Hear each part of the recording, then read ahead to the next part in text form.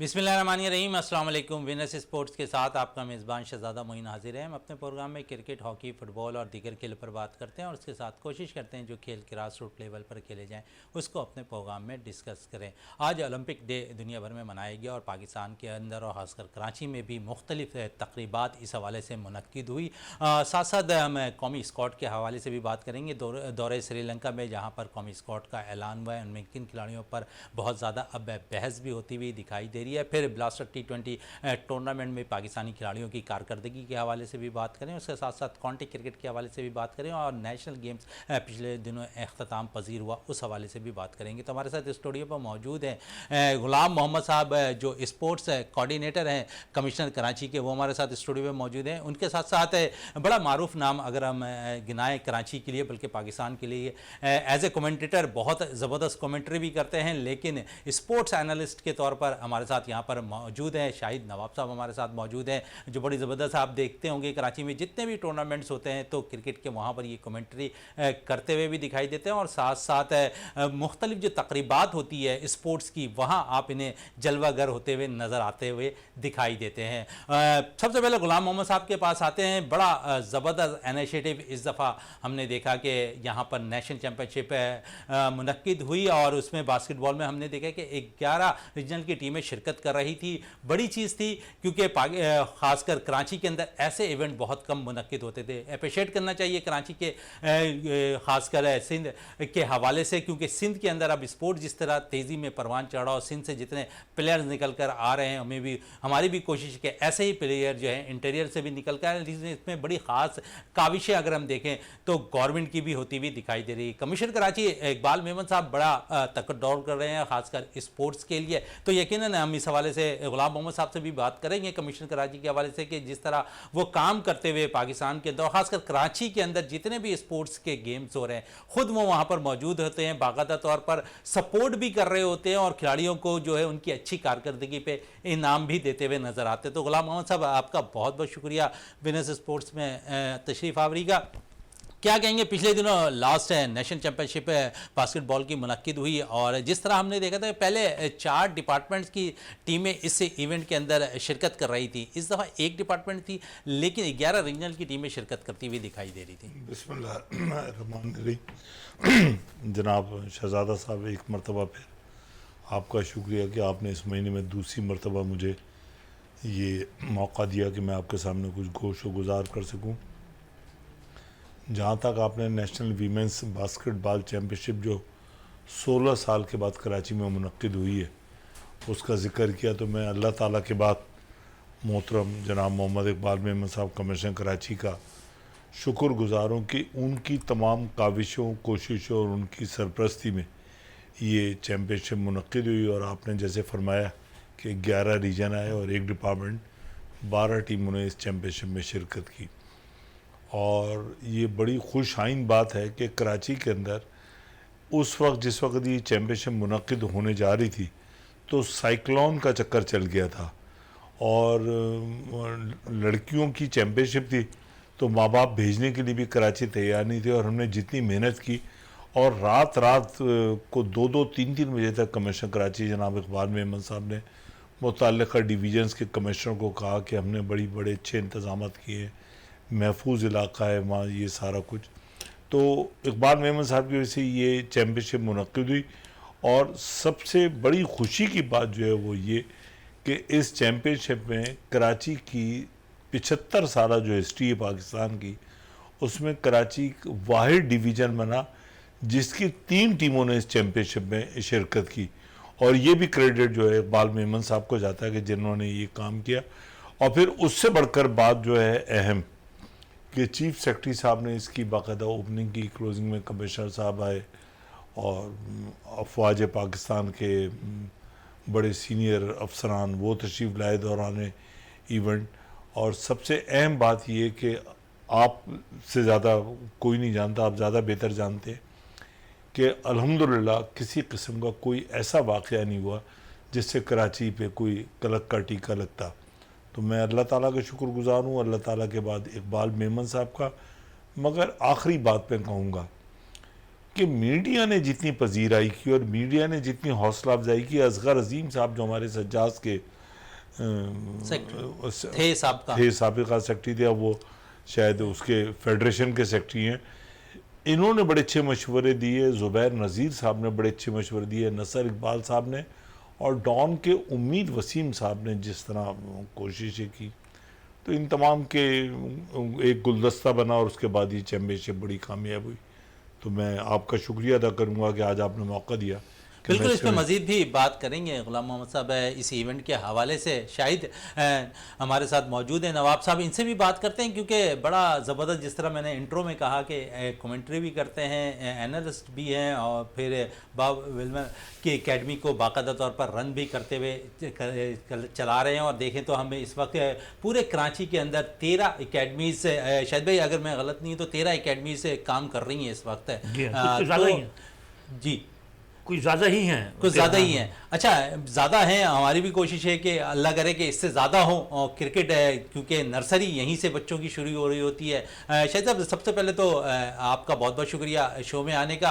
क्या कहेंगे, जिस तरह, क्योंकि हम पहले क्रिकेट के हवाले से और जो 16 रुकनी स्क्वाड पाकिस्तान का दौरे श्रीलंका के लिए जाना है, समझिए टीम का इंतखाब बिल्कुल दुरुस्त हुआ है?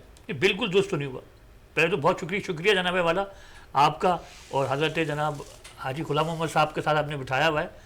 सलीम मलिक और हसन रज़ा क्रीज पे थे, पाकिस्तान के लिए बैटिंग कर रहे थे। तो सलीम मलिक ने कहा हसन रज़ा से, मैं 82 में मैं पहला टेस्ट खेला हूँ पाकिस्तान के लिए, और तुम पैदा हुए 82 में। मैं हाजी साहब के क्लब में साथ खेलता हूँ औरंगी जिमखाना में, और आज इनके साथ आपने बराबर में बिठा दिया है। बड़ी जनाब मेहरबानी आपकी, और लंतरानी करने की कोशिश नहीं करूँगा, कुछ बस कहूँगा। जो आपने कहा बिल्कुल ठीक है, बिल्कुल ठीक तो नहीं है जनाब। श्रीलंका के लिए जो टीम अनाउंस हुई है, उमैर बिन यूसुफ एक प्लेयर हैं, उन्होंने अभी दौरा जिम्बाब्वे में रिकॉर्ड किया और 250 रन की इनिंग खेली हाजी साहब। तो उनका नाम ये था कि जब कहा जा रहा था कि टीम अनाउंस होगी तो उनके नाम आने की बड़ी तवक्को थी। अब ज़ाहिर नाम आने की तवक्को बिल्कुल मेरिट पे थी, और उमैर बिन यूसुफ ने फर्स्ट क्लास में भी, और जहाँ उन्हें मौका मिल रहा है, ये नए आने वाले खिलाड़ियों के लिए भी एक सबक है कि उमैर बिन यूसुफ को देखें कि जब जब उन्हें जहाँ जहाँ मौका मिला, फर्स्ट क्लास में या पाकिस्तान टूर में, T20 हो, कोई भी क्रिकेट हो, उन्होंने अपना लोहा मनवाया है उमैर बिन यूसुफ ने। तो उमैर बिन यूसुफ का नाम बिल्कुल कतन आना चाहिए था, वो नहीं आया। अब इसका जवाब जो सिलेक्शन कमेटी है या हमारा मौजूदा बोर्ड है पाकिस्तान का, तर्जुमान पाकिस्तान क्रिकेट बोर्ड बताएंगे। उमैर बिन यूसुफ का नाम उसमें ज़रूर शामिल होना चाहिए था उस टूर में जनाबे वाला। एक तो ये बात है। दूसरा ये कि ज़ाहिर पाकिस्तान की टीम होती है। अच्छा, ये भी एक हो जाता है कि जी पाकिस्तान की टीम है, तो भाई कोई भी खेले, पाकिस्तान की टीम है, हम दुआ करेंगे पाकिस्तान की टीम जहाँ खेले हमारा सब हिलाली परचम सर बुलंद हो, पाकिस्तान का नाम हो। लेकिन जब आपने सवाल किया तो उसमें जनाब उमैर बिन यूसुफ को शायद मिस कर गए वो लोग। क्यों कर गए? वाइस कप्तान तो बना दिया पाकिस्तान शाहीन का। जो टीम आज अनाउंस हुई है इमर्जिंग एशिया कप के लिए, उसमें वाइस कप्तान के तौर पर उमैर बिन यूसुफ है, मोहम्मद हारिस कप्तानी कर रहे हैं। देखिए, जो मकसद अब आपको मैं बताऊं, इंग्लैंड के लिए टीम अनाउंस होनी थी, और थोड़ी पीछे चले जाते हैं। इंजी भाई हमारे मोहतरम इंजमामुल हक साहब चीफ सेलेक्टर थे, कराची से ताल्लुक़ रखने वाले 2 खिलाड़ी। देखिए, खिलाड़ी कहीं का भी हो, अगर अच्छी परफॉर्मेंस दे रहा है तो उसे टीम में होना चाहिए। कराची, लाहौर, हैदराबाद, सक्कर बक्कर सब हमारे जनाबे वाला। बदीन से भी प्लेयर आए, मेरी तो ख्वाहिश ये है, लड़काना से भी प्लेयर आए। तो जनाबे वाला हुआ ये कि ए टीम अनाउंस कर दी गई पहले, और 2 क्रिकेटर आसिफ जाकिर और अकबर रहमान, आसिफ जाकिर अकबर रहमानी रिकॉर्ड पर है, उनका नाम नहीं आया ए टीम में, और वो ए टीम चली गई हाजी साहब। और जो पाकिस्तान के लिए उन्होंने 20 लड़के अनाउंस किए, उसमें उन दोनों का नाम, अब एक खुशी की लहर दौड़ गई, भाई इनका नाम ए टीम में नहीं है तो यकीनन पाकिस्तान टीम में होंगे ये दोनों। इनकी परफॉर्मेंस आउटस्टैंडिंग थी दोनों की, आसिफ जाकिर की भी और अकबर रहमान की भी। जनाबे वाला जब फाइनल टीम अनाउंस हुई तो ना आसिफ जाकिर का नाम और ना अकबर रहमान का नाम, और वो ए टीम जा चुकी है। ना खुदा मिला, ना विसाले सनम, ना इधर के रहे ना उधर के रहे। इतना शोर उठा, बड़े लोगों ने बोला कि ये क्या हुआ, अगर इनको पाकिस्तान टीम में नहीं लेना था तो वहाँ ए के साथ भेजते, ना आपने ए के साथ भेजा और ना आपने यहाँ रखा। तो ये जनाबे वाला एक कहते हैं वो लफ्ज़ होता है दिलासा कि जी वहाँ नहीं तो हमने यहाँ, तो जनाब तो फिर क्या मतलब वो क्या ए और जूनियर ही खेलता रहेगा, उसका हक बनता है ये कि उसको। अच्छा, हक की बात की है शाहिद साहब, तो थोड़ी सी हक पे हक तलफी भी अगर आप समझते हैं, जहाँ तक क्रिकेट आपने देखी सुनी और खेली है, शाहनवाज धानी के साथ आपको लगता है कि ज़्यादती होती हुई दिखाई दे रही है? बिल्कुल जी, शाहनवाज धानी आप यकीन जानिए कि शाहनवाज धानी को अगर खिलाया जाए, एतमाद देने की होती है कि आप खेलो, आप ही खेलो और आप खेलो और आप करोगे। ऐसा नहीं होता है हमारे यहाँ। ये जो एक सवाल किया जाता है कि पड़ोसी मुल्कों में, दूसरे मुल्कों में प्लेयर इतना अरसा खेलते हैं, उसकी वजह ये होती है कि उनको कह दिया जाता है कि इतने मैचेस हैं, ये आपने खेलने हैं। हमारे यहाँ एक एक बॉल, एक एक मैच पे बंदे पे तलवार ऊपर होती है, बल्कि एक होती है तलवार, हर तरह से तलवारें। लेकिन इस टीम के अंदर तो हम देखते हैं कि जिनकी दोस्ती यारियां हैं वो तो टीम में मौजूद रहते हैं। नहीं, वो एक होता है, लेकिन हमारे यहाँ जो शाहनवाज धानी है ना, उनको अगर एतमाद दिया जाए कि आप खेलेंगे, टैलेंटेड बॉलर हैं, हसनैन भी बहुत अच्छे बॉलर हैं, जो भी अच्छा है उनके साथ शेयरों को ना जोड़ा जाए। अच्छे बॉलर हैं, बस यही कह देना काफ़ी कि अच्छे बॉलर हैं तो उनको चांस दिया जाए। शाहनवाज धानी मेरी ख्वाहिश बिल्कुल, है। इस पर मजीद भी बात करेंगे। शाहिद साहब, दोबारा मैं गुलाम मोहम्मद से तरफ आता हूँ। गुलाम साहब, जिस तरह मैंने कहा था कि 11 रीजन इस टूर्नामेंट में शिरकत कर रहे थे और कराची की 3 टीमें भी शिरकत कर रही थी, इसमें इस्लामाबाद और जो है बापटा का फाइनल रहा। नेशनल चैम्पियनशिप में भी हमने देखा कि उस गेम्स में, नेशनल गेम्स में बापटा ने कामयाबी हासिल की, यहाँ भी उन्होंने कामयाबी हासिल की इस चैम्पियनशिप में।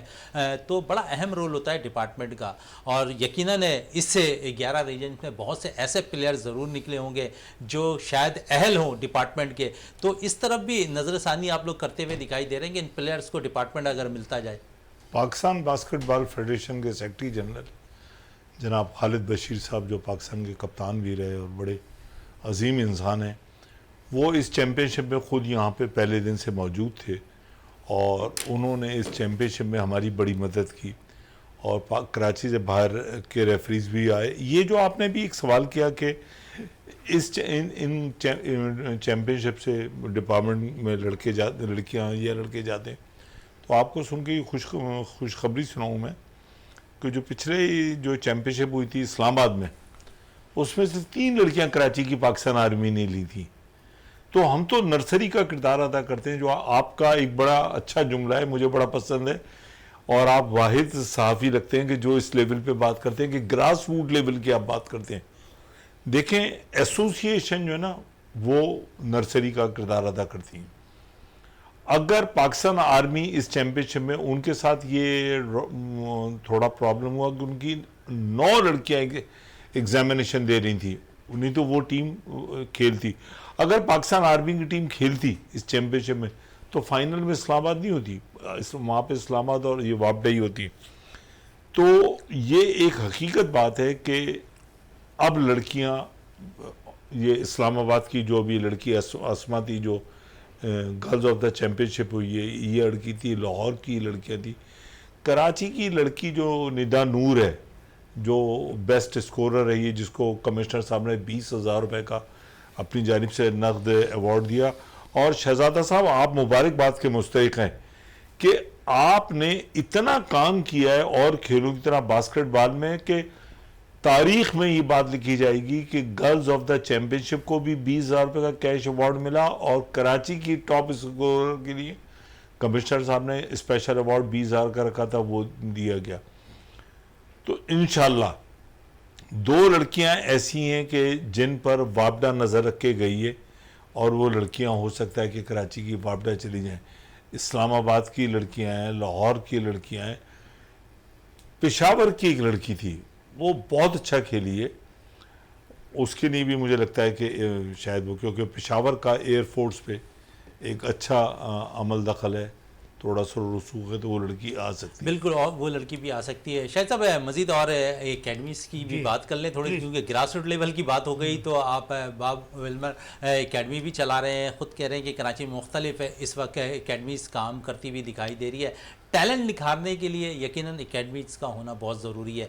और जिस तरह कराची के लड़कों के लिए हम कह सकते हैं कि बहुत से लड़कों के शायद ज़ाती भी होती हुई दिखाई दे रही है। बहुत सी मिसालें आपके भी सामने हैं। समझ रहे हैं कि अगर एकेडमीज़ से बच्चे अगर निकल कर ऊपर आते हैं और वो डिपार्टमेंट अगर दोबारा, जिस तरह वज़ीर-ए-आज़म साहब ने जो है बहाली का अहकामात दे दिए हैं, तो माजी में हम देखें तो बहुत डिपार्टमेंट हुआ करती थी और साथ साथ कंपनियां भी प्लेयर्स को हायर कर लिया करती थी। अगर ये चीज़ें दोबारा एक दफ़ा फिर शुरू हो जाए तो एकेडमी से जो लड़के निकलते हैं उनके लिए एक फ़ायदा होगा कि वो अपने किचन, जो सबसे इंपॉर्टेंट चीज़ होता है घर का किचन चलाना, अगर वो इनको पे मिल रही होगी तो और ज़्यादा पाकिस्तान को टैलेंट मिलेगा।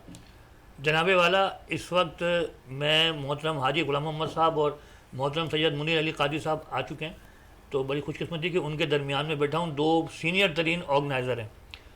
इन दोनों ने अकेडमी नहीं चलाई है, क्लब चलाएँ, और ये जो एसोसिएशन होती हैं और जो क्लब चलाते हैं उन्हें ही अनसंग हीरो कहा जाता है। हमारा बॉब वोल्मर क्रिकेट क्लब है, फिर अकेडमी भी। अकेडमी से मुराद होती है कि वो बच्चे जो रजिस्टर अभी नहीं हो सकते, 10-12 साल के हैं।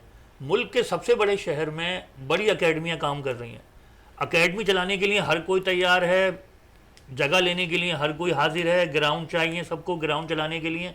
क्लब चलाना बहुत मुश्किल काम है। अकेडमी से आपको महीने के पैसे मिलते हैं, उसमें मामला आता है पैसे का, अपने आप के मफादात होते हैं जनाबे वाला। अकेडमी में हैं अकेडमियाँ, ज़ाहिर है कि अकेडमियाँ चल रही हैं, कुछ अच्छी अकेडमियाँ भी हैं। राशिद लतीफ़ अकेडमी में कोई पैसे नहीं लिए जाते, उनका भी एक मयार है। जो बड़ी अकेडमियाँ, लोग कहते हैं कि जी मोइन खान अकेडमी, और जी मोइन खान अकेडमी भी मैं जानता हूँ कई बच्चे फ्री ऑफ कॉस्ट खेलते हैं। हमारी जो Bob Woolmer cricket club and academy है, हमने 14 साल पहले ये बॉब वुलमर, आपको सब जानते हैं, पाकिस्तान के कोच थे, और हाजी साहब क्योंकि वो ड्यूरिंग सर्विस पाकिस्तान के लिए खिदमत देते हुए, हम सबको पाकिस्तान से मोहब्बत है, तो हमने उनके नाम से ये अकेडमी का चलाई है। क्लब भी उन्हीं के नाम से। तो जनाबे वाला, हम आज तक हमने ना मैच फीस लिए, कोई नहीं लिया। कुछ मेरे स्टूडेंट्स हैं, मैं अपनी कुछ पैसे लगाता हूँ अकेडमी में। तो अकेडमी तो बात की बात है। इस वक्त क्या हो रहा है कि आपके पास एक प्लॉट है, वहाँ आपने एक प्रैक्टिस अरीना बना दिया और आपने वहाँ लगा दिया कि जी लीजिए। ये जितने भी ग्राउंड्स हैं बल्दिया उस्मा कराची के पास, वो अगर वक्फ हो जाएं क्लब क्रिकेट के लिए, ये अकेडमी के नाम पे तो ज़्यादातर लोग, सब नहीं, ज़्यादातर लोग पैसा कमा रहे हैं। मतलब अकेडमी के लिए भी जो ज़्यादातर हैं कि ये ज़्यादातर अकेडमियाँ आज तक कोई खिलाड़ी पैदा नहीं कर सकी हैं, सिर्फ पैदा कर रही हैं। बिल्कुल, इस पर मज़ीद भी बात करेंगे। शाहिद साहब, इस वक्त हमें जो स्टूडियो पे ज्वाइन कर लिया मुनीर अली कादरी साहब ने, जो स्पोर्ट्स एनालिस्ट है, उनसे भी बात करते हैं। मुनीर साहब, पाकिस्तान गवर्नमेंट की तरफ से अब बाकायदा तौर पर पहला इशारा आता हुआ दिखाई दिया है कि वर्ल्ड कप में जो है पाकिस्तानी टीम ने इंडिया जाना है। गो के अभी बहुत से फैसले वेन्यूज़ के हवाले से होने हैं, क्योंकि पाकिस्तान ने इंडिया के ख़िलाफ़ भी मैच खेलना है अहमदाबाद पे, लेकिन वो वेन्यू जो है अब तक फाइनल होता हुआ दिखाई नहीं दे रहा। क्या समझ रहे हैं कि गवर्नमेंट की तरफ से ये पहले स्टेप को खुशाइन करार देते हैं आप? बिल्कुल, क्रिकेट के हवाले से तो ज़ाहिर बात है, पाकिस्तान और इंडिया का जो टाकरा है वो पूरी दुनिया में मशहूर है, और एशिया के अंदर ख़ासतौर पर पाकिस्तान और हिंदुस्तान और जो हमारे मशरिक़ वस्ता के ममालिक में रहने वाले शायकीन हैं वो तो इंतज़ार करते हैं, चाहे इंतज़ार की घड़ियाँ ख़त्म हो गई समझ लीजिए। लेकिन जो सबसे बड़ी बात है वो ये है कि इंडिया और पाकिस्तान की क्रिकेट टीमों का मैच जहाँ भी हो, उस बुनियाद पर हम मना नहीं कर सकते कि फ़ला जगह हम नहीं खेलेंगे, इसलिए कि हमारा जो इस वक्त मामला है वो ज़रा कमज़ोर है। तो मेरे ख्याल में हम इन चीज़ों पे बहुत ज़्यादा फोकस किए हुए हैं कि अहमदाबाद में मैच नहीं हो तो फ़ला जगह हो। इससे ज़्यादा बेहतर ये है कि कहीं भी हो, कांटों पे खिलाए, फूलों पे खिलाए, लेकिन हमारी टीम इतनी स्ट्रॉन्ग होनी चाहिए, हमारा मैच की जो कारकर्दगी है वो इतनी अच्छी होनी चाहिए कि हम उस पर फोकस करें, उसमें खिलाड़ियों को तैयार करें। मेरे और आपके यहाँ बैठने से और मैनेजमेंट के लोगों के सर जोड़ने से वो मुकाम हम हासिल नहीं कर सकते जो खिलाड़ियों को हम बूस्टअप करके और उनको कॉन्फिडेंस देके कर सकते हैं। तो उनको ये कहा जाए कि ये हमारा काम है, हम कोशिश कर रहे हैं, लेकिन कहीं भी होगा आपने पाकिस्तान का परचम बुलंद करना है और अपनी जो परफॉर्मेंस है वो बेस्ट से बेस्ट देनी है। तो बहरहाल ये है कि वर्ल्ड कप में पाकिस्तान टीम का इंडिया जाना और एशिया कप का इनेकाद और एक क्रिकेट का पूरी दुनिया के अंदर एक समझ लीजिए कि शोभा ऐसा है कि जो ग्लैमर रखता है, बड़े बड़े खिलाड़ी और बड़े बड़े ऑर्गेनाइज़र जो है वो इससे वाबस्ता है। तो मैं समझता हूँ कि बहुत बड़ा फ़ैसला है और जाना चाहिए, और इंशाल्लाह पाकिस्तान जो है, अल्लाह करे, हमारी दुआ है, बाकी तो खिलाड़ियों का काम है और किस्मत का। अच्छा मुनीर साहब, दूसरी तरफ अगर हम देखें तो हमारे पास खुद एक जंग चलती हुई दिखाई दे रही है चेयरमैनशिप वाली ज़का अशरफ साहब की और नजम सिटी की। अब बाकायदा तौर पर जिस तरह आखिरी लम्हात में हमने देखा कि नजम सिटी ने दस्तबरदारी अपनी ख़त्म की बोर्ड से, और उसके साथ ही ज़का अशरफ का नाम जिस तरह फाइनल होता हुआ आया, और उसके बाद जो हमने देखा कि साबका क्रिकेटर्स ने और ख़ुद ज़का अशरफ ने भी ये बयान दिया कि हैबर मॉडर जो है वो सही तजवीज़ नहीं थी पाकिस्तान की जानिब से। क्या ये बयानात वक्त से पहले नहीं दे देने चाहिए थे, या आखिरी लम्हात पे जब सारी चीज़ों के फैसले हो चुके उसके बाद इस चीज़ को उजागर किया जा रहा है? मेरे ख्याल में एक तो ये बचकाना अंदाज इख्तियार किया गया है। बिल्कुल यूँ समझिए कि अगर हम किसी बच्चे को ये कहें आखिरी महीने में जबकि इम्तिहान होने वाला हो कि यार अब तुम धड़ाधड़ पढ़ो और तुमने जो है टॉप करना है, 90% लाना, तो नामुमकिन है तकरीबन। तो सब भी जो अच्छे पढ़े लिखे फैमिली मेम्बर हैं या उस्ताद हैं या अच्छे साथी हैं, वो ये कहेंगे यार इसको शुरू से ही थोड़ा थोड़ा पढ़ना चाहिए था। तो इस बुनियाद पे ये इस वक्त ये हमें पोजीशन नहीं होती कि जी आप जो है वो 24 घंटे में कोई रैपिड प्रोग्राम करें। सेकेंडली हमारी बदकिस्मती है कि पता नहीं आवाम के अंदर शऊर नहीं है या हमारे अंदर कुछ ज़्यादा ही सोचने की सलाहियत पैदा हो गई है कि ये बताइए जब हुकूमत इन्वॉल्व हो जाती है तो उसके बाद हम ये सिलसिला अपनी गुफ्तगू में जारी रखना बेकार समझते हैं कि ज़का अशरफ क्या है, नजम सेठी क्या है और रमीज़ राजा क्या है। इस मुल्क की बदनसीबी ज़्यादा बड़ी क्या होगी कि 6 महीने के अंदर आपके 3 चेयरमैन बदले जा रहे हैं। उसके बाद आप जब एक चेयरमैन आता है तो विजन तो बाद में लेके आएगा, लेकिन यहाँ कन्फ्यूजन ये पैदा होती है कि इससे बड़ा ऑर्गेनाइज़र कोई नहीं आ रहा, ब्यूरोक्रेट कोई नहीं आ रहा। वो चंद महीने उसको चंद हफ्ते होते हैं तो उसके बाद इतनी तनकीद हो जाती है कि नया आदमी इन्वॉल्व हो जाता है। जब नया इन्वॉल्व होता है अभी उसकी पूरा टर्म पूरा नहीं हो रहा कि उसके दरमियान ही उसी दोस्तों के दरमियान एक जो है जंग आ जाती है। उस जंग में ये होता है कि फला साहब चेयरमैन बनेंगे। तो अब चेयरमैनशिप जो है ये गुड़िया का खेल हो गया है कि जो बच्चे जो है वो आपस में जिद कर रहे हैं, एक दूसरे से खेल रहे हैं। मेरा कहना यह है कि शायद आफरीदी ने इस पर इशारा दिया, मैं कहता हूँ उससे अच्छा बयान हो नहीं सकता किसी का कि बुज़ुर्ग या एक सियासी तौर पे यहाँ जो वापसी के साथ हम चेयरमैन या कोई भी ओहदा दे रहे हैं ना दिया जाए, बल्कि एक टेंकुरेट और जो एक्स्ट्रा ऑर्डिनरी लोग हैं जिनकी ऑर्गेनाइजेशन में खिदमात है, जिनको एक सिस्टम चलाना आता है।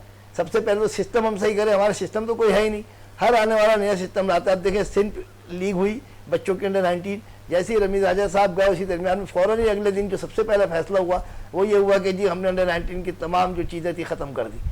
यानी एक चीज़ थी जो रेत की दीवार साबित हुई, रेत की बिल्डिंग साबित हुई कि वो 1 मिनट में नया आया चेयरमैन और उसने नील एंड वाइट कर दिया। तो ये क्या चीज़ है। सेकंड नंबर पे जब ये नजम सेठी साहब आए, इन्होंने मुख्तलिफ इक़दाम किए। ये बताइए कि डिपार्टमेंट की टीमों का स्ट्रक्चर अभी पूरा खड़ा नहीं हुआ है कि नजम सेठी साहब ने अल्लाह हाफ़िज़ कह दिया है और ज़का अशरफ साहब आ गए। मैं अपने साथियों को ये मशवरा दूंगा कि आप ज़का अशरफ, नजम सेठी, रमीज़ राजा के लेवल पे ना सोचें।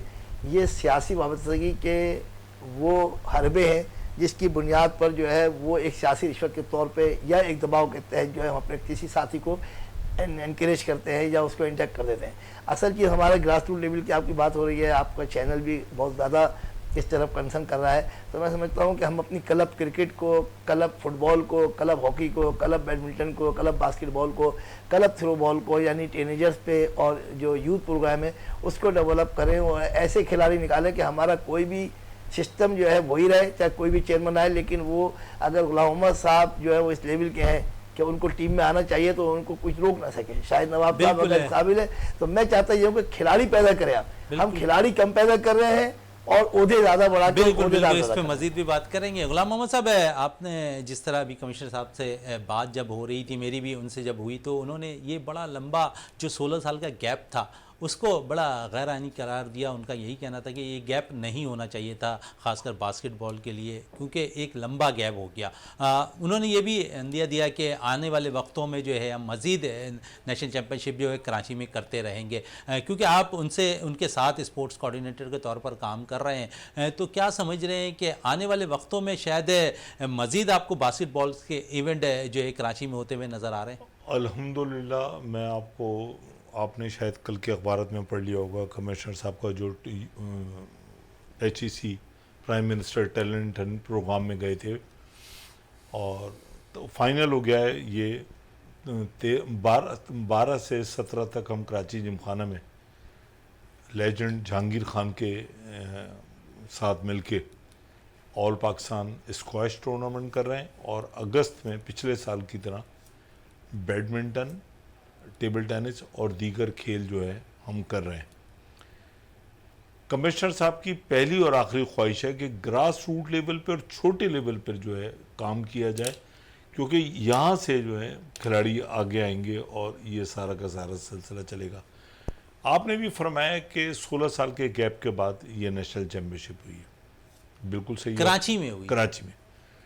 पाकिस्तान के मुख्तलिफ शहरों में ये नेशनल चैम्पियनशिप हर साल होती है। 3 साल का एक वक्त आया था कोविड का वाला। उसके अलावा ये चैम्पियनशिप हर साल होती है मुख्तलिफ शहरों के अंदर। इस साल ये कराची में हुई है। अक्टूबर में कमिश्नर साहब का ये वादा है और उन्होंने कहा है कि all Pakistan inter division, department नहीं होंगे उसमें, inter division boys and girls की 2 टूर्नामेंट कराची के अंदर कराए जाएंगे और नवंबर में इंशाअल्लाह ताला इंटर डिवीज़न सिंध चैम्पियनशिप हम जो है गर्ल्स और बॉयज़ की यहाँ पे करेंगे। तो कमिश्नर साहब तो इतने मतलब ये, और वो इसी खेल पे नहीं, आप किसी खेल के लिए उनके पास जाएंगे वो आपको कभी भी ना नहीं करते। मतलब आप देख लें फुटबॉल के लिए कितना कुछ हो गया, और इसमें क्या कोई दो राय हैं कि ककरी ग्राउंड बिल्कुल ककरी ग्राउंड पर आ जाते हैं। गुलाम मोहम्मद साहब क्या कहेंगे, एक ऐसा आप देख लें कि स्टेडियम तैयार हो गया, कॉम्प्लेक्स तैयार हो गया जो लियारी के लिए रोशनियों का शहर कराची के अंदर, जहां पर पहले ही बहुत प्लेयर्स वहां से निकलकर आते हुए दिखाई दिया, और ख़ासकर ग्रास रूट लेवल प्लेयर्स की बात कर रहा हूं मैं। और फुटबॉल वहां खेली जाती थी, बॉक्सिंग वहां खेली जाती थी, उसके अलावा दीगर खेल भी वहां पर खेले जाते थे। तो समझ रहे हैं कि यहाँ से लियारी से और ज़्यादा प्लेयर्स अब निकल कर सामने आएंगे। शहजादा साहब आपका बहुत बहुत शुक्रिया कि आपने ककरी ग्राउंड के हवाले से बात करी। पाकिस्तान पीपल्स पार्टी की गवर्नमेंट ने ककरी ग्राउंड को अपना लें। 2 बड़े यहाँ पे सीनियर तज्जियाकार स्पोर्ट्स के बैठे में, आप ककरी ग्राउंड तक महदूद ना रहें। ऑस्ट्रोटर्फ पूरे सिंध में जितनी लगी हैं इतनी ऑस्ट्रोटर्फ पूरे पाकिस्तान में और कहाँ लगी हैं। और जो मौजूदा चीफ मिनिस्टर साहब हैं सैयद मुराद अली शाह साहब, इन्होंने तो इंतहा कर दी है स्पोर्ट्स की प्रमोशन की। आप देखें हैदराबाद में फुटबॉल की ऑस्ट्रोटर्फ लग रही है, ककरी ग्राउंड में लग गई। ककरी ग्राउंड में जो जिम्नेजियम बना है जिसमें बास्केटबॉल है, बैडमिंटन है, टेबल टेनिस है, ये तमाम का तमाम क्रेडिट सिंध गवर्नमेंट को, और बिल्कुल इसमें कोई दो राय नहीं है। इसलिए नहीं कि मैं कमिश्नर कराची का कोऑर्डिनेटर हूँ, मगर मैं पहले स्पोर्ट्स ऑर्गेनाइजर हूँ। मैं कराची बास्केटबॉल एसोसिएशन का प्रेसिडेंट हूँ।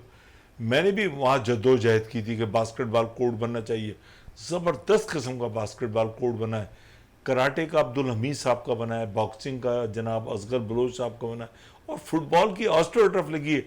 तो आप खुद सोचें कि उससे स्पोर्ट्स को कितनी प्रमोशन होगी। और ऑल क्रेडिट गोज टू 2 आदमियों को, इसमें कोई झूठ और सच की बात नहीं है।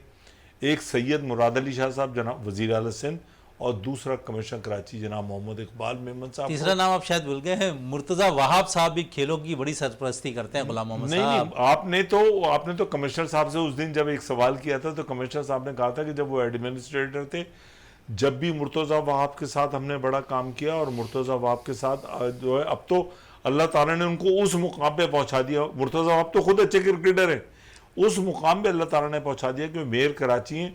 और मैं आज आपको ये खुशखबरी सुना रहा हूँ कि आप देखेंगे कि मुर्तज़ा वहाब साहब जितना स्पोर्ट्स की प्रमोशन के लिए करेंगे वो आपके सामने आ जाएगा। अच्छा, लेकिन दूसरी तरफ हम देखें कि तो गवर्नमेंट शायद रेसलिंग को इतना प्रमोट करती हुई दिखाई नहीं दे रही है। क्या समझ रहे हैं कि इस तरफ भी तवज्जो अब गवर्नमेंट को देनी चाहिए? देखें, अभी इन्होंने सलीम मलिक और हसन रज़ा की एक एग्जाम्पल दी थी, तो वो एग्जाम्पल थी। इसी तरह मैं कहूँगा कि एक उर्दू का मुहावरा है कि बच्चा नहीं रोता तो माँ दूध नहीं पिलाती। जब ककरी ग्राउंड में जिम्नाजियम का नक्शा बन रहा था, उसमें बास्केटबॉल कोर्ट नहीं था। उस वक्त में कोऑर्डिनेटर भी नहीं था कमिश्नर साहब का, मैं उस वक्त नहीं था। मैं रात को 1:30 बजे तक, इरशाद अली सोडर साहब डीसी साउथ थे, उनके घर के बाहर जाके मैं बैठता था। वो वर्ल्ड बैंक से ये बना है प्रोजेक्ट, मतलब मैं उनके पास, वो कहते थे यार 1:30 बज रहा है, मैं कहते थे सर आपने वादा किया था कि मैं कल वो फाइनल कर दूंगा।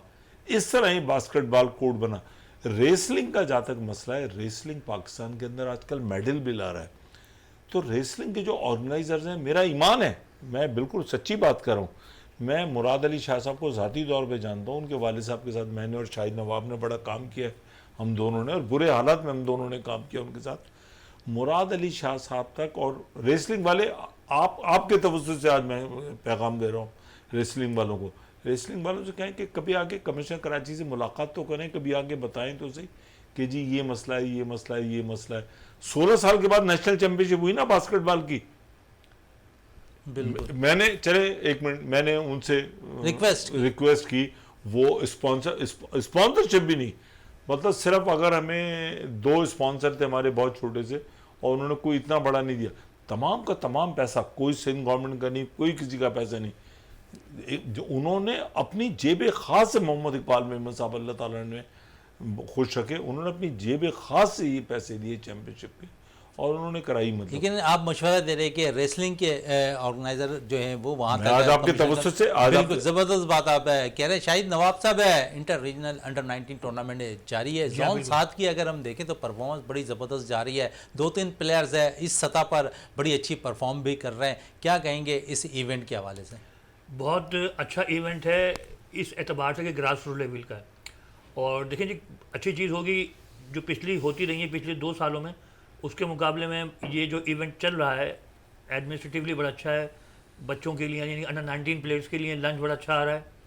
और थोड़े शुरू के मैचेस में ग्राउंड सही नहीं था, वो भी दुरुस्त कर दिए गए। चलें जी, उन्होंने मान लिया, कहना किसी ना किसी ने कहा होगा तो उसकी उन्होंने बात मान ली। और इसमें जो परफॉर्मेंस है, जोन 7 इस वक्त आज की शाम तक जोन 7 पहले नंबर पे, और जोन 7 के जो प्रेसिडेंट हैं जनाब मज़हर अली अमान साहब, उनकी अहलिया का भी इंतकाल हुआ, हम लोग सब वहीं थे। और बड़े दुख की बात है, एक बच्चा एनईडी में माशाल्लाह पढ़ रहा है और एक छोटा बच्चा 8वीं 9वीं क्लास में। बच्चों को देख के ज़रा वो होता है कि इस एज में वो ज़्यादा अफसोस की बात होती है। भारत परवरदिगार उन मरहुमा के दर्जात बुलंद फरमाए, हम लोग सब वहीं थे। और हमारे मज़हर अली अमान साहब को देखिए, टीमों के बनने में वो मसरूफ़ थे, बीवी की इतनी सेहत थी। ये एक क्रिकेट ऑर्गेनाइज़र जिसको अनसंग हीरो गुलाम मोहम्मद साहब ने अपनी ज़िंदगी वक्फ कर दी है। मुनीर अली कादी साहब भी बहुत पुराने स्पोर्ट्स ऑर्गेनाइज़र हैं जनाबे वाला। उनमें एक बड़ा अच्छा इजाफा है कि बीवी की तबीयत ख़राब थी, उनको कैंसर डायग्नोस हो गया था लीवर का, इसके बावजूद भी वो घर में भी वहाँ उनको टाइम दिया, हॉस्पिटलाइज थी, फिर घर पे लेके आए, फिर अपनी टीमों को भी देखा।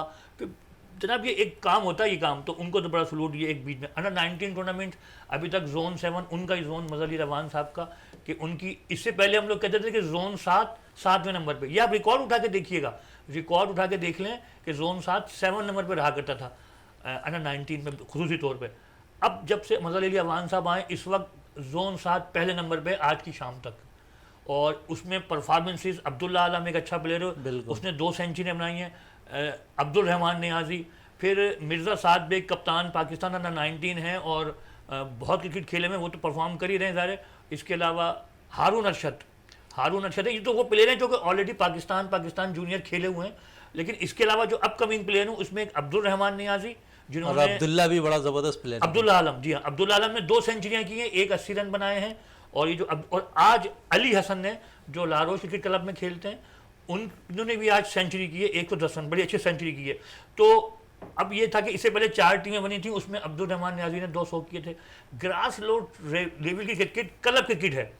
क्लब क्रिकेट को आप मजबूत करेंगे, मेरी गुजारिश है, गुलाम मोहम्मद साहब बैठेंगे, ये बात को आगे पहुंचाएंगे। जो बल्दिया उस्मान कराची के ग्राउंड हैं, उन पे जो क्लब के मैचेस हैं वो या तो फ्री में हो, या कम से कम ऐसा अमाउंट हो कि जो हम मतलब हम क्लब वाले वो अफोर्ड कर सकें।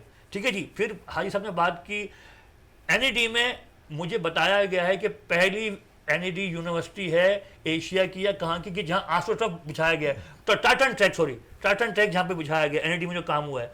तो वो एक, इसी तरह से मैं आपको बताऊँ डिस्ट्रिक्ट सेंट्रल, ताहा सलीम साहब डीसी वहाँ पे आप जानते होंगे, ताहा सलीम साहब, एक तो उन्होंने एक काम ये अच्छा किया हुआ है कि मुस्तकबिल के जो ब्यूरोक्रेट्स हैं उनके लिए CSS कॉर्नर, उसकी 2 बीबियाँ यानी कि 2 वहाँ बच्चियाँ, वो उन्होंने क्वालिफाई किया है।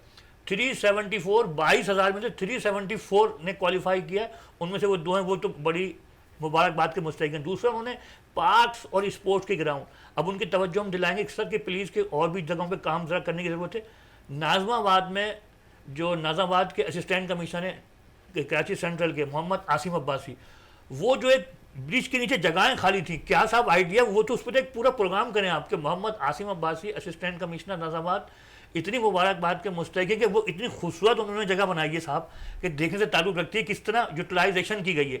तो वो डिस्ट्रिक्ट माशाल्लाह इस एतबार से बड़ा अच्छा जा रहा है। हमारी गुजारिश सिर्फ ये है कि पूरे पाकिस्तान में जो लोग क्लब क्रिकेट चला रहे हैं बड़ी मुश्किलों में चला रहे हैं, जिन्हें लोग मानते हैं कि जी ये अनसंग हीरो हैं, लेकिन उस पर अमल दरामद नहीं होता है कि उस पर उनको लाएँ, क्लब वालों को आगे लाएँ। सियासी बुनियाद पर आप पोस्टिंग करेंगे, फुटबॉल में पाबंदी लग चुकी है, अगर इसी तरह होता रहेगा तो हमारा ये मशहूर तरीन मकबूल तरीन खेल है वो भी कहीं उस पर ना हो जाए। और फिर जो भी आए तो ये ग्रास रूट लेवल को बहुत बिल्कुल ग्रास रूट लेवल पर काम करें। मैं यहाँ एक बात मैं आपको बताता जाऊँ, टॉटन ट्रैक की जो उन्होंने भी एनईडी की बात की, तो मैं आपको आपकी नॉलेज में ये बात ले आऊँ कि कोचिंग सेंटर जो नेशनल कोचिंग नेशनल सेंटर है, इस पे जो पहली टॉर्टन टैक लगा था 1989 की, जब मोहतरमा बेनज़ीर भुट्टो साहिबा की हुकूमत आई थी, तो वो वहाँ पे ग्रामर स्कूल की तकरीब में गई थी और पहला टॉर्टन ट्रैक कराची में उन्होंने स्पॉन्सर किया। आज उसका हाल आपने देखा है क्या? उस पर भी तो बात कर लेना। गुलाम मोहम्मद साहब है, उसका हाल ऐसा है कि इसलिए उसका हाल ये है कि 18th अमेंडमेंट के बाद नेशनल कोचिंग सेंटर जो है वो प्रोविंशियल गवर्नमेंट की मिल्कियत होना चाहिए था। आज तक फेडरल गवर्नमेंट ने उसको हवाले नहीं किया है। अगर आज सिंध गवर्नमेंट को वो कोचिंग सेंटर हैंड ओवर कर दिया जाए तो इंशाल्लाह ये लफ्ज़ आप दोबारा नहीं। मुनीर साहब, दौरे श्रीलंका के लिए पाकिस्तानी टीम का ऐलान हुआ। सरफराज भी टीम का हिस्सा है, मोहम्मद रिजवान भी टीम का हिस्सा है। लास्ट टाइम हमने देखा कि Sarfaraz man of the series रहे थे, टेस्ट मैचेस में काफ़ी रन स्कोर किए थे। समझते हैं कि मोहम्मद रिजवान को एक मौका और दिया जाता उनको आराम का, क्योंकि इतना दूर नहीं है श्रीलंका, 2 टेस्ट मैच है हमें खेलने जाने हैं, तो प्रेशर नज़र आएगा आपको कि रिजवान और सरफराज की? और क्या आप समझते हैं कि दोनों में से कौन खेलता हुआ नजर आ रहा है आपको? देखिए, इस पर ज़ाहिरी तौर पे तो मोहम्मद रिजवान ही खेलेंगे और तो उनकी कारकर्दगी सरफराज की कहाँ रह गई, जिन्होंने बेस्ट प्लेयर का अवार्ड हासिल किया? बताया ना कि हमारी कारकर्दगी जो है वो बहुत पीछे है। हमारी ये मेरिट का लफ्ज़, कारकर्दगी का लफ्ज़, ये बहुत ज़्यादा मायूब तो नहीं कहूँगा, लेकिन ये है कि ये मुतनाज़ा है। अगर हम सरफराज की बात करें या किसी भी ऐसे हीरो की जिसने पाकिस्तान का नाम बुलंद किया अपनी परफॉर्मेंस से, तो ऐसे कई खिलाड़ी हैं जिनको परफॉर्मेंस के बावजूद, जैसे फवाद आलम आपने देखा आए और एक दफ़ा सेंचुरी पे सेंचुरी की, उसके बावजूद उनको बिल्कुल ही ब्लैक आउट कर दिया गया। तो हमारे यहाँ इस पर जो सबसे बड़ा प्रॉब्लम है वो एक सिस्टम का। मैं कहता हूँ सिस्टम बना दिया जाए, उसके बाद जो उस सिस्टम में इन्वॉल्व हो जाए, इंजेक्ट हो जाए, उसको आप मौका दें। तो सिस्टम से कैसे लेके आएंगे मुनीर साहब? वसीम जूनियर आप तैयार करते हैं, फ़हीम अशरफ तैयार करते हैं, फिर आमिर जमाल को आप टीम में लेकर आ जाते हैं ना कि ये सिस्टम थोड़ी है, ये तो एक गैदरिंग है। जो गैदरिंग होती है, गैदरिंग के बाद एक आपस में लॉबी बनती है, लॉबी के बाद जो है पसंद नापसंद बनती है, उसके बाद टीम का अनाउंसमेंट हो जाता है। अब देखिए, रिजवान के साथ सरफराज को मैच नहीं करता अगर आप 2 विकेटकीपर बैट्समैन को न खिलाएं। ये बड़ी जाती है कि पाकिस्तान का एक इतना ज़बरदस्त कप्तान रह चुका हो और उसको हम सिर्फ जो है टूर कराने में, विजिट कराने में और 16 खिलाड़ी में रख रहे हैं। हमारा तो हमेशा से जोन, डिस्ट्रिक्ट, कराची लेवल पे, रीजन लेवल पे ये हमेशा रहा है कि वो बच्चे जिन्होंने आगे खेलना है उनको रिजर्व प्लेयर्स के तौर पे हम रखते थे कि वो बच्चे गुरूम और हर चीज़। अब सरफराज या किसी सीनियर प्लेयर को 12th में बनाना, 3rd में बनाना, मेरे ख्याल में स्पोर्ट्समैन स्पिरिट का रुझान नहीं है, बल्कि ये दिखाना है कि यार बस अब तुम्हारा ऐसी परफॉर्मेंस है कि यार तुम्हें छोड़ भी नहीं सकते, लेकिन तुम्हें खिलाएंगे भी नहीं। अच्छा, दूसरी तरफ अगर हम बात करें तो जिस तरह उमैर बिन यूसुफ, अभी शाहिद साहब से भी बात हो रही थी, उमैर बिन यूसुफ के हवाले से हुरैरा ने अच्छी कारकर्दगी दिखाई दौरे ज़िम्बाब्वे में और उसके बाद टीम में सेलेक्ट हुए, लेकिन वहाँ पर उमैर बिन यूसुफ के भी परफॉर्मेंस आप देखते हैं बड़ी ज़बरदस्त रही थी। क्या समझते हैं कि इन दोनों में से एक प्लेयर का तो इंतखाब होना था, हुरैरा ले गए, लेकिन उमर बिन यूसुफ जिस तरह परफॉर्म कर रहे हैं, मुस्तकबिल उनका कैसे देख रहे हैं आप? देखिए, वो तो है बहुत अच्छा खिलाड़ी है और मेरे ख्याल में अगर मैं गलत नहीं है तो 5 साल से तो वो एक्स्ट्राऑर्डिनरी अंदाज में अंडर 17 से जो वो चला, हमारे डिस्ट्रिक्ट से शुरू हुआ था, जोन 1 से, और हमारे तो ग्रास रूट लेवल का पैदावार आप इसे समझ सकते हैं, हुरैरा को भी और उसके साथ साथ उमैर बिन यूसुफ, क्रिकेटर का रमीज अजीज भी एक ज़माने में आया था, बहुत ज़बरदस्त एक्स्ट्राऑर्डिनरी, बल्कि पाकिस्तान लेवल तक भी उसकी बात चल रही थी। T20 के अंदर वो बहुत ही करंट प्लेयर था। ऐसे उमर बिन यूसुफ तो खैर कई फॉर्मेट पर माशाल्लाह अच्छा जा रहा है, लेकिन मसला वही आ रहा है और वो मसला जब तक रहेगा जब तक हम एक सिस्टम नहीं बनाएंगे। सिस्टम क्या है कि हुरैरा को ले लिया, उमर बिन यूसुफ को छोड़ दिया। अब उमर बिन यूसुफ चले आ रहे तो हम हुरैरा की बात कर रहे होते, तो आखिर ये दोनों क्यों नहीं जा रहे? जैसे सरफराज को अगर आपने ये कंफर्म है कि नहीं खिलाएंगे, अगर मिसाल दे रहा हूँ इतने सीरियस, तो आप उमर बिन यूसुफ जैसे खिलाड़ी को लेके आए। सर फिर क्या जरूरत थी मोहम्मद नवाज, नुमान अली ओवर एज पे जाने की? आप वहाँ पर उसामा मीर को लेके जा सकते थे, करंट परफॉर्मेंस अच्छी है उसामा मीर की। असल में मेरे ख्याल में ये आइंदा की पॉलिसी होती है कि वो टीमें जिनके सामने हम कुछ ना कुछ सर्वाइव कर सकते हैं और अपने खिलाड़ी से परफॉर्मेंस दिखा के इसको वर्ल्ड कप और एशिया कप और दीगर चीज़ों में हम उनका जो है वो इंजेक्ट करना आसान हो जाए, तो ऐसे दौरों पे कभी कभी हम अपने चहीतों को लेके जाते हैं। क्योंकि अगर फ़र्ज़ करें कि आपने किसी XYZ पे से उमर बिन यूसुफ को कर लिया, उसने 200 कर दिए, 3 अच्छे कैच पकड़ लिए, तो उसकी बुनियाद पर फिर हर आदमी आप समेत ये शोर मचा रहा होगा यार हमारी बिन यूसुफ को जय अच्छा मुनीर साहब, बड़ी ज़बरदस्त बात आप कह रहे हैं इन दोनों प्लेयर्स के हवाले से। थोड़ी सी बात हम कर लें, क्योंकि हम स्पिनर्स पे बहुत ज़्यादा बातें करते हुए दिखाई दे रहे हैं। फिर कैंप स्पिनर्स का भी लगा रहा, तो जहाँ पर बहुत से स्पिनर्स वहाँ उस कैंप में मौजूद थे, हमारे पास जीनियन ऑफ स्पिनर नहीं आ रहा है सईद अजमल सकलैन मुश्ताक के बाद। इसकी क्या वजह है? देखिए असल में इस पर जो क्लब क्रिकेट, फिर मैं वही वाली बात कहूँगा, इसमें क्लब क्रिकेट का बहुत बड़ा फुकदान है। जब तक क्लब क्रिकेट नहीं होगी एक साथ एक बड़े लेवल पे नीचे क्लब क्रिकेट के हवाले से शाहिद नवाब साहब ने बड़ी ज़बरदस्त उसी- बात कही कि हमें गवर्नमेंट की तरफ से अगर ग्राउंड से मुहैया हो जाए तो वो हमें वहाँ से और प्लेयर्स निकलेंगे। अगर ग्राउंड वो नहीं भी दें तो अभी देखिए ग्राउंड नहीं थे हमारे पास पूरे, तो एजाज फारूकी साहब ने बहुत बड़ा सेन का टूर्नामेंट कराया था, कराची लेवल पे कराया, कई क्लब क्रिकेट कराए, तो ऑफ स्पिनर हुआ, मीडियम पे, ये जो अब देहानी की हम बातें कर रहे हैं, ये देहानी भी जो है ये भी तो डोमेस्टिक क्रिकेट का हिस्सा है, ये भी तो क्लब क्रिकेट और अपने डिस्ट्रिक्ट से खेलते हुए आए हैं। तो मैं समझता हूँ कि हमें क्लब क्रिकेट पे, चाहे वो फुटबॉल हो, चाहे क्रिकेट हो, चाहे कोई भी गेम हो, उसको ग्रास लेवल पे, क्लब लेवल पे लाना पड़ेगा। हमें ये इंडिविजुअल बेसिस पे अब काम नहीं करना चाहिए। हमारा आने वाले वक्त में फास्ट बॉलर की बड़ी अच्छी खेप है, लेकिन आप देखेंगे फास्ट बॉलर के लिए कोई ऐसा कोई तरीक़ेकार नहीं जिससे उनकी फिटनेस जो है वो प्रॉब्लम क्रिएट दोबारा ना हो। एक अच्छा बॉलर जो है वो एक या सेकंड मैच के बाद जो है वो अपसेट कर देता है। अब अपसेट वो परफॉर्मेंस पे कम करता है और इंजर्ड होके ज़्यादा कर देता है। अब मैं कह रहा हूँ जी शाहिन शाह आफरीदी, अब्बास, ये ज़बरदस्त खिलाड़ी हैं, रऊफ़ है, एक दफ़े पता कि 2 खिलाड़ी इंजर्ड हो गए, अब आपके पास कोई है ही नहीं, इसलिए कि आप तो बीच में कोई गैप इतना है और इतनी मतलब खिलाड़ियों का सेकंड लेवल पे बी टीम नहीं बनाई हुई कि आपका पता ही नहीं चलता कि आप आने वाले वक्त में किस खिलाड़ी को खिलाएंगे। बिल्कुल, इस पर मजीद भी बात करेंगे किसी प्रोग्राम में, इस वक्त टाइम कम है। मुनीर अली काजी साहब आपका बहुत बहुत शुक्रिया, शाहिद नवाब साहब आपका बहुत बहुत शुक्रिया, गुलाम मोहम्मद साहब आपका बहुत बहुत शुक्रिया। प्रोग्राम का अख्ताम करते हैं इस दुआ के साथ कि पाकिस्तान में खेल और खिलाड़ी तरक्की करते रहें और पाकिस्तान का सब हिलाली परचम दुनिया भर में रोशन रहे। इसी के साथ अपने मेज़बान शहजादा मोइन को इजाज़त दें। पाकिस्तान जिंदाबाद। आमीन।